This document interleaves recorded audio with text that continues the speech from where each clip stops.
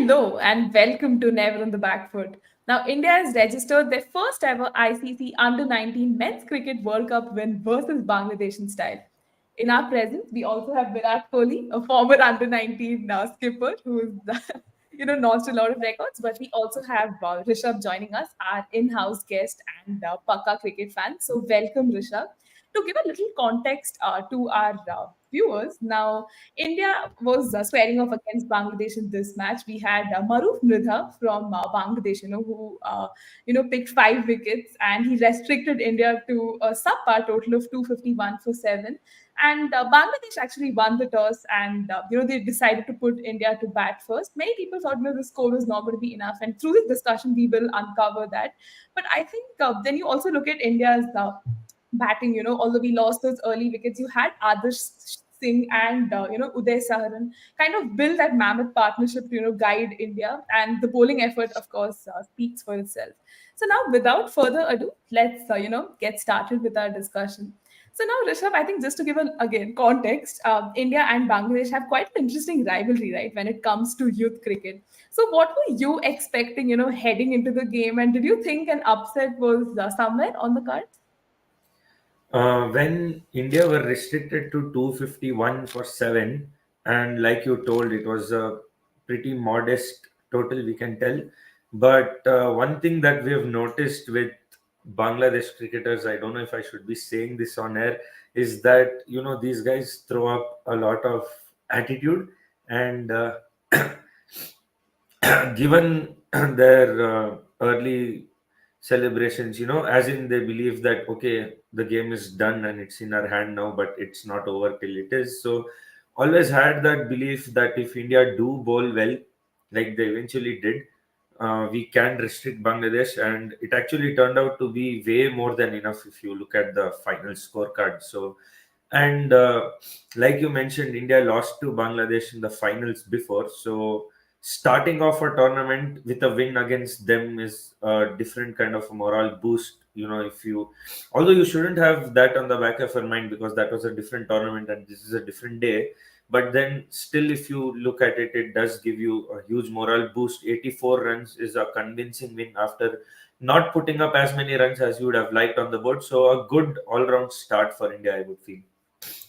Absolutely. And why I bring the point of, the kind of rivalry we share, because I think it was the 2020 World Cup, right? Where it was at Yashasvi Jaiswal's batch. We lost that finals. And I remember the insane celebrations that the Bangladesh cricketers did, which I think brings a lot of pain to us Indian fans. But, still getting this win and starting the World Cup on such a special note is something to take away, right?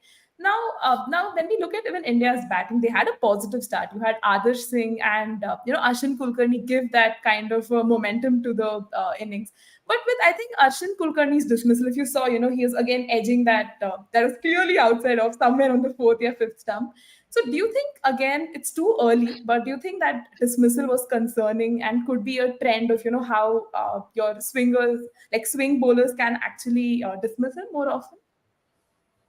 Like you told, it's the start of the tournament, so I don't think it should be much of a concern. But this is one thing that we have seen with Indian batters. The balls going on the fourth stump, fifth stump line, and they go chasing after it, and they get edged exactly. So we've seen that happen a lot. So as a youngsters, I think they've got to watch and learn from what has already happened.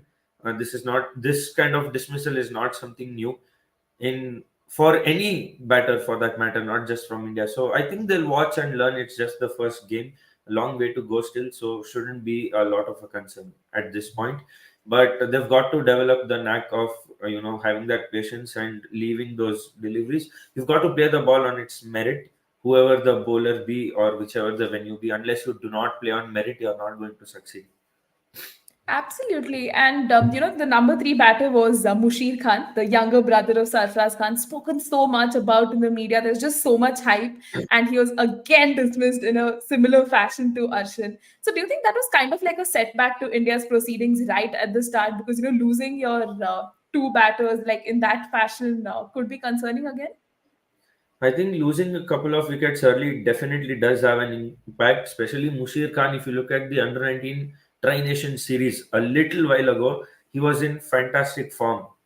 with both the bat and the ball. So then you expect your players to carry that sort of form into a big tournament. And when that doesn't happen, there is certainly pressure on the team and on him as well. But again, it's just the first game, and these guys are young and these guys are hungry to perform at the biggest stage. So I definitely think they're going to look back and work on their mistakes. And like I told, there is a long way to go in the tournament yet. The good thing though is that they've won the game, so their confidence will be high. If this would have resulted in a loss, it would have been a different story. So fortunately enough, we've won the game. So I think they'll look to work on that, but a lot of positives.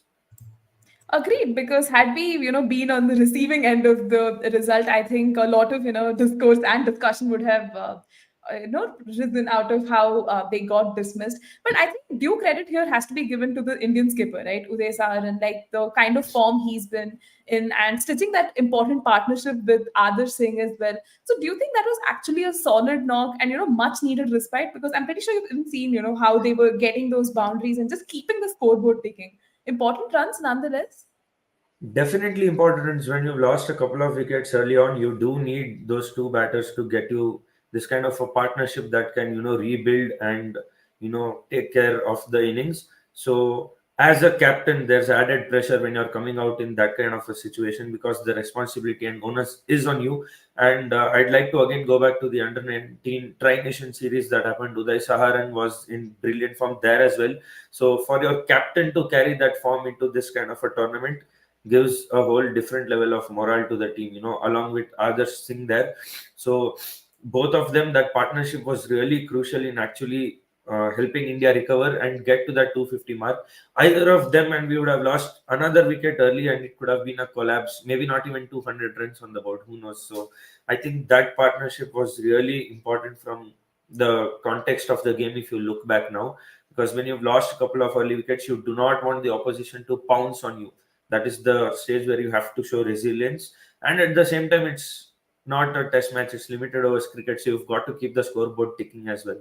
So I think that is something that did really nice. And decent little contributions from Priyanshu and Avanish also, Sachin as well. I think it may not reflect a lot on the scorecard, but if you look at the end result and the end total, those little contributions also, I feel, again, matter a lot to take India, push India past that 250 mark, which gave them something on the board to fight with.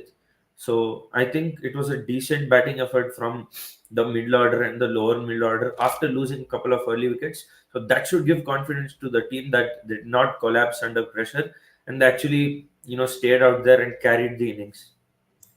Oh yeah, definitely. I mean, had it not been for their partnership, India could have, probably not even looked at a total more than 200. But I think another observation I made was, immediately after the skipper and the opener were dismissed, India seemed to lose the plot, right? Somewhere, even though we had that lower middle order batters, coming up with those contributions of 20 odd. Do you again think somewhere that they could not capitalize on their stats and that might have costed India? This is again hindsight. Like, we could have probably aimed for a total of say 275 or even a 290, right? So do you think that is another area we probably want to look deeper into? Definitely. In today's case, we ended up winning the game, like you told, but not necessarily that's going to happen every day. So, if three of your batters are getting those 20s, you expect at least one of them, to convert those starts into, say, a 40, 50, 60. That could have taken us somewhere close to 300 and it would have been a different game altogether. Now we can tell it's fine because we did win the game, but like you told, if it's a crunch situation, I think either of them had to carry forward, at least one of them go to 40, 50, convert those starts. So that would have helped the team better, going forward. Because if we do fall into such situations again, you need batters who are getting those starts to actually convert them and carry it forward and take the momentum forward. You do not want the opposition, like I told, pouncing on you and going for the kill straight away. Oh, yes, definitely. And even looking at India's total now, India ended up with 251 that we feel, was kind of formidable on the kind of wicket it was and the opposition. But do you think, going ahead when we are playing against tougher oppositions, aiming for a higher total is the way to go? And somewhere are you also concerned that will India actually be able to defend this, considering the history that the two teams share? At some point, there were some stable partnerships, due credit to Bangladesh there. So, scare somewhere looming there. Sort of, I wouldn't lie, because 251 again is a modest or a challenging total. It's most of the time is not going to be enough. If you look at the other games that happened today, England under 19, 175, they've chased it in 26.2 overs. Pakistan put up 284. So the batting is tough across the competition. Just looking at today's games, they're scoring runs pretty easily.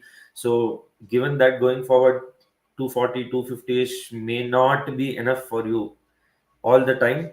So that is one concern. The batters, I think, will rest of the batters, all of them, they'll have to step up as a unit. Like I told, we did see positives. Three batters getting those 20s, pushing you to 250 is a good sign, but that's not going to be satisfactory enough, because you need them to convert, and you need your top order batters to lay that foundation as well, right? You cannot expect your skipper to always, pull you or bail you out of those difficult situations. There are going to be times when these batters will also fail, so at that time the others will have to step up. Again, too early in the tournament, it's just the first game, but if we can address and sort out these concerns very early on in the tournament, that should definitely make us a side to beat. If we can defend 250, if our batting steps up, then I think we can definitely be the side to beat. India has always been formidable at under 19 World Cups, so I hope they live up to that legacy. Exactly. I was just going to bring in this point because India is kind of a victim of their own standards, especially when it comes to under 19 World Cups, right? I mean, the number of titles we have literally speaks for itself. And we've seen stars, getting churned out of this system, eventually going on to pay for their country and do a lot more, right? So, in that sense, yeah, it's important that, these stars actually make it count.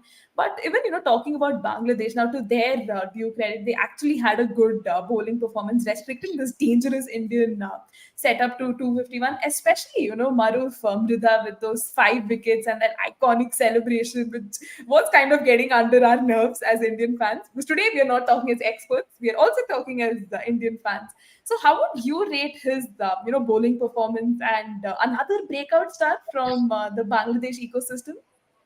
Definitely, again, the wicket that we discussed about earlier, if your fast bowlers can, consistently bowl at those lines and those lengths, pitch the ball up that third, fourth, fifth stump area where you're luring the batters to actually drive after you, even if you get hit for a couple of boundaries through the covers, say, that's always a positive, because you're getting the batter to drive forward to you, and there's always a chance of that edge. And like the wicket fell, and once he did get that good start, the good rhythm, the good thing is he carried it forward and he went on to pick up 5 wickets, economy rate of 5.4 again.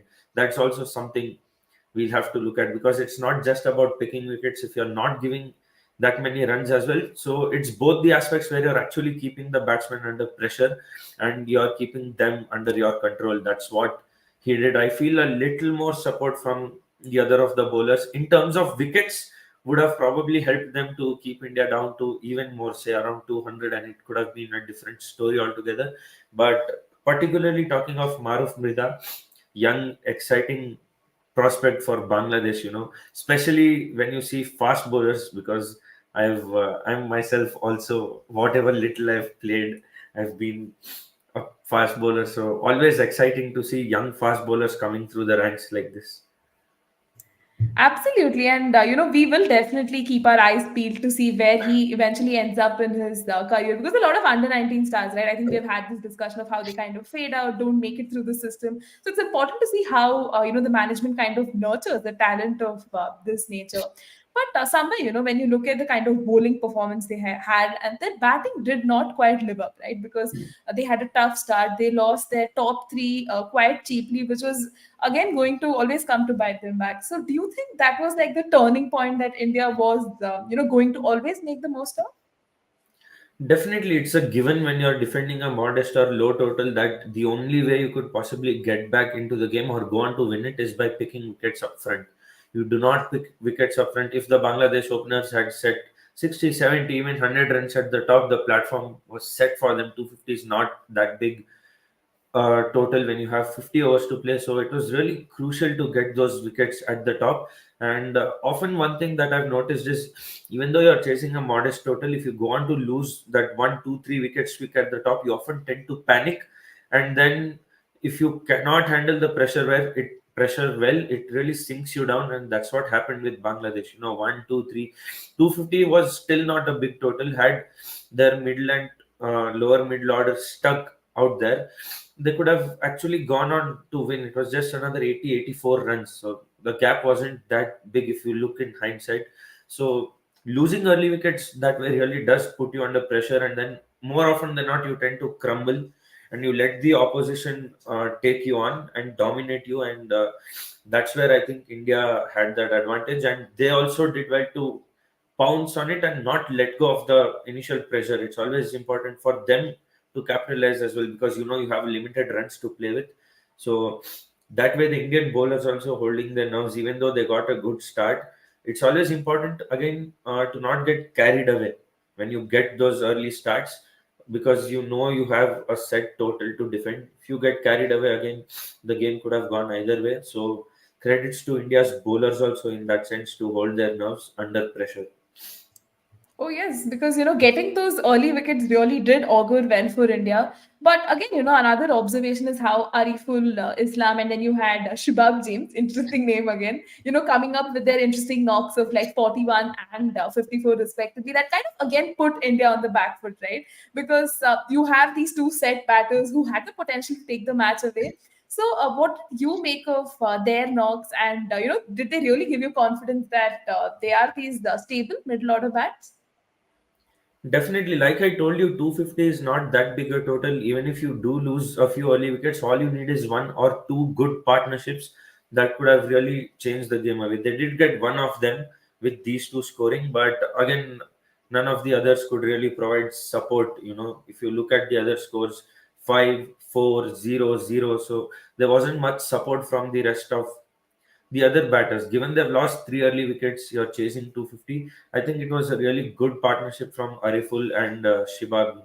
The way they've batted, both of them have scored boundaries as well. If you look at their scorecard, so they have shown intent, but I think lack of support from the other batters was really something that let Bangladesh down. Because when you have two batters who have scored runs the way they did, it does show what it implies is it's not that difficult of a wicket to bat on. Because if they could score those runs, then why could your other batters not score the runs? There weren't demons as such that they collapsed for just 167 on that kind of a wicket. So I think lack of you know support from the rest of the batters really cost Bangladesh this game, because two batters really set in, had a couple of more of them even scored those 30s, 40s, like the three Indian batters scored those 20s down the line, then it could have been a different story for Bangladesh.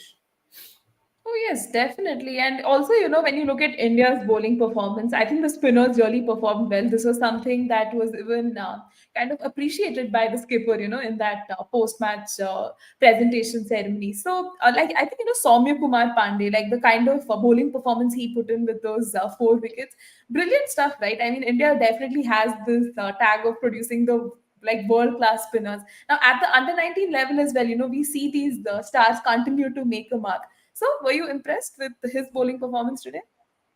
Definitely legacy carrying forward, like you told, and particularly when you perform in these kind of situations where the chips are slightly down, 250 runs to defend, again, not a big total, against a team that you had a very nervy history. So that also does play on the back of your mind somewhere. In that kind of a situation, going on to pick 4 wickets. And again, the economy is something that I'll come to. 9.5 overs, 24 runs, 2.4, less than 3, 2.5 economy. So not just picking wickets, but you're also tying the batters, where you're creating pressure, this kind of pressure that you need to create when you're defending this kind of a total. So again, execution under pressure, full points to Swami Pandey for that. I think excellent performance with the ball. And it's really going to be important for India's, from an Indian perspective, for him to carry this form forward with the ball as the tournament progresses. Absolutely, because I think a lot of teams, kind of have this struggle against spin, and that's where our spinners really come to the party and can suffocate runs and get those important wickets. So yeah, it'll be interesting to see how he fares through the rest of this tournament. And even at large, what are some of the positives that India can definitely take from from this game, and any areas to work on? Positives definitely Adarsh Singh, Uday Saharan, the kind of knocks they played when you're losing early wickets. It's important for a couple of batters at least to stick in, hang in there, and also score the runs and give you that momentum. If these two batters also would have gone under the shell that we've lost a couple of wickets, let's play for survival. That would have given more confidence to the Bangladesh bowlers. But this kind of situation is where you actually need to like counter attack, get a partnership, get the scoreboard ticking. So that is something they did really well to shift the momentum. And like I mentioned, the 320-ish 20s that we got down also makes a huge difference if you look at India getting to or getting past that 250 mark. So that is another positive. Things for India to work on, again, the top order. You definitely need your top order to perform in a big tournament like this, because it's always the base or the platform that you set, that makes it a lot easier for the rest of the batters coming in. So when they can play freely without pressure, they can play more attacking cricket. You can actually go all out heavy on the opposition. So that is one thing. I think with the ball, a complete performance, all round performance from India. Swami leading the way with 4 wickets, like we discussed about him. Mushir Khan, I would like to point out couple of wickets. Although he failed with the bat, it's really important when you are an all rounder. If that's the advantage, right? If you know you're failed in one aspect, you always have that second chance to contribute. So he made up with the ball, 10 overs, 2 wickets, 35 runs, complementing Swami Pandey. Again, the economy rates of the Indian bowlers, although the rest of them did not pick a lot of wickets, it's again, tying up the batters that I spoke about. So they bowled completely together as a unit. Although the wickets column might just show significance for two of the bowlers, but then the all-round impact that those economy rates have, keeping those overs tight and not letting the batters score is really important. And you can see the scorecard in the end. 167 is all Bangladesh could manage to get. One thing that was really important is, again, when you get those early wickets, it's important for you to not get carried away and keep the momentum. And that's what India did really well. Once they got the start, they really pounced on Bangladesh, and they did not allow them to come back in the game at all, which is something that is really worth complimenting.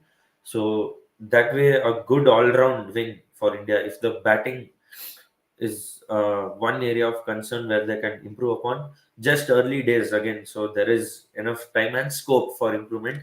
So really early positive signs for India going forward. That's actually true. And, this tournament is, of course, going to be a stepping stone, right, for a lot of these cricketers, getting into that domestic system and to the Indian, seniors team. So here's hoping that, wins like this gives them a lot of confidence. And now, when you look at India's next fixture, which I believe is versus Ireland, right? Now, Ireland is also quite an important team in this setup. Like in the group, having already won a game, they have a better NRR than India, and India is second, and Ireland is first. So, anything specific that you're looking forward to from India in like their next match and a win possibly?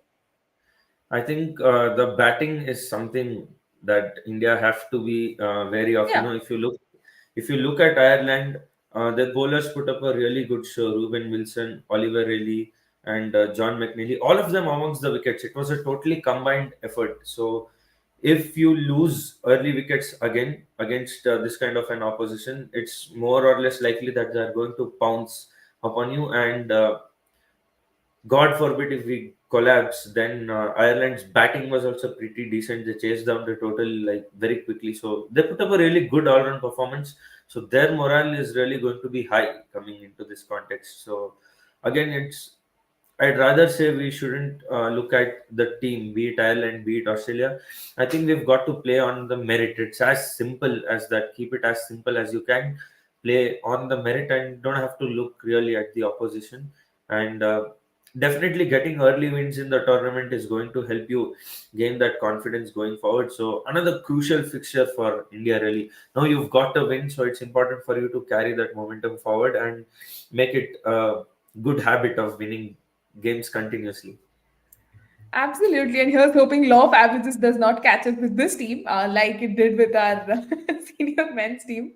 But we have also a comment coming in from Naman. He says he's just tuned in, and it's a great victory to start off things with. So let's bring the cup back home. I think for a lot of us fans of Virat Kohli, of course, is there in the 2008 edition. Then you had Unmuk Chand, then you have Yash Dhul, and all of these. Prithvi Shaw as well. How do we forget him? Like so many of these players coming from this setup, right? So Rishabh, if I had to just ask you this question, any player from this setup that you think will actually make it to the men's senior team, because there are a lot of stars, right, who are also going to be featuring, like Arshin Kulkarni. I'm sure that would be one of the names right at the top of your head. He's already been picked for an IPL franchise. So any name you're looking forward to seeing in the future? Yeah, given that Arshan's already been picked for an IPL franchise, if he goes on to perform well in this entire tournament and if he can carry that into the IPL, although it's a completely different ball game, two different tournaments, but it's still a really massive confidence boost for a youngster if he can perform well going out of this setup. Uday Saharan again is one name that I'm really looking forward to, given his form in the Under 19 Tri Nation series. So, as a captain, like you mentioned, Virat Kohli and all of the others, if he can lead the team from the front as a captain, it's going to really develop him as an all-round cricketer, not just with the bat, but overall in his leadership skills as well. Mushir Khan again, one all-round prospect that I'm really looking forward to. He's had a good under 19 Tri-Nation series as well. He did good with the ball in this game as well. So if he can continue, I think the Indian team at this point is really in need of all-rounders in the middle. So there is a lot of scope for someone like a Mushir Khan if he can carry that form throughout this tournament and be that impact player with both the bat and the ball. So on the top of my head, these two three names that I'm really looking forward to throughout this tournament. Definitely, and even the kind of journeys, right, these cricketers have had to reach where they are, it's just beautiful. And I think for Mushir Khan as well, being the younger brother of Sarfraz, making it to the Indian team before his brother will be like, a punch up. But like on a much serious note, I think it is obviously going to be a big moment, right, for all of these cricketers playing youth cricket and eventually for the senior men's teams. So, yeah, fingers crossed to see a lot of these stars. And here's hoping, more importantly, that India actually has a good World Cup and we are on the winning side, because our records, again speak for itself. So yeah, let's hope for that. And yeah, that pretty much does conclude our discussion as well. Thank you so much, Rishabh, for joining the show on very short notice and sharing some lovely insights. It was, as usual, a pleasure to host you. And to all our viewers who joined in, thank you so much. We wish we could see a lot more comments from your side. So yeah, please keep the questions coming and your insights. It really helps our discussion as well. And as Rishabh has already pointed, don't forget to subscribe to Never on the Back Foot. We will try to come up more consistently with content like this. And yeah, until next time, stay safe and take care, viewers. Bye for now.